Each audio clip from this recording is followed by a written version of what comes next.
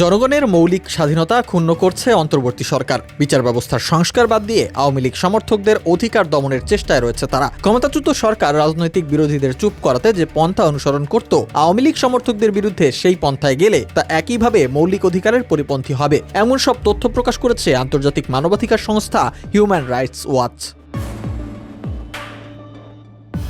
বর্তমান অন্তর্বর্তী সরকারের সাম্প্রতিক আইন প্রণয়ন ও নীতিগুলো মৌলিক স্বাধীনতা ও মানবাধিকার রক্ষায় আশঙ্কার কারণ হয়ে দাঁড়িয়েছে বলে মনে করছে হিউম্যান রাইটস ওয়াচ। সংস্থাটি বলছে, নোবেল বিজয়ী ডক্টর মোহাম্মদ ইউনূসের নেতৃত্বাধীন অন্তর্বর্তী সরকারের মানবাধিকার রক্ষার প্রতিশ্রুতি সত্ত্বেও কিছু সাম্প্রতিক সিদ্ধান্ত জনগণের স্বাধীনতা, মত প্রকাশের অধিকার রক্ষার প্রশ্নে উদ্বেগ তৈরি করেছে।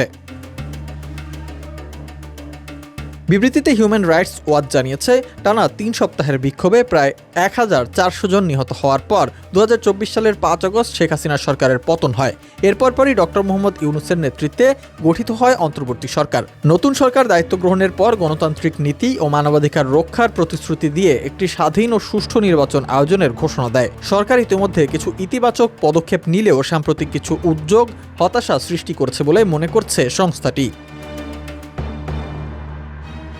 হিউম্যান রাইটস ওয়াচ বলছে, ১২ মে অন্তর্বর্তী সরকার সন্ত্রাস বিরোধী আইনের একটি কঠোর সংশোধনী ব্যবহার করে আওয়ামী লীগের ওপর অস্থায়ী নিষেধাজ্ঞা জারি করে, যার ফলে দলটি সমর্থনে সভা, প্রকাশনা ও অনলাইনে বক্তব্য প্রচার নিষিদ্ধ।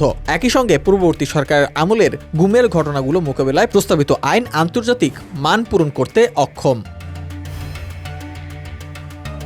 প্রতিবেদনে বলা হয়, অন্তর্বর্তী সরকারের পদক্ষেপ হতাশাজনক, কারণ ১৫ বছরের শাসনামলে আওয়ামী লীগ নেতাদের বিচার না হওয়া পর্যন্ত দলটির উপর নিষেধাজ্ঞা বহাল থাকবে, যা কার্যত দলটিকে নিষিদ্ধ করারই শামিল। নিষেধাজ্ঞার ফলে আওয়ামী লীগের প্রকাশনা, মিডিয়া, অনলাইন ও সামাজিক মাধ্যমে প্রচারণা, মিছিল, সভা সমাবেশ, সম্মেলন সহ সব কার্যক্রম বন্ধ রয়েছে, যা দলের সমর্থকদের বাক স্বাধীনতায় বিরূপ প্রভাব ফেলছে। এছাড়া নির্বাচন কমিশন আওয়ামী লীগের নিবন্ধনও স্থগিত করেছে। HRW মনে করছে, সরকারে থাকা অপরাধীদের সুষ্ঠু বিচার প্রয়োজন, তবে রাজনৈতিক বিরোধীদের ওপর অতিরিক্ত বিধিনিষেধ মানুষের মৌলিক স্বাধীনতার লঙ্ঘন এবং পুরনো রাজনৈতিক দমনপীড়নের পুনরাবৃত্তি হতে পারে।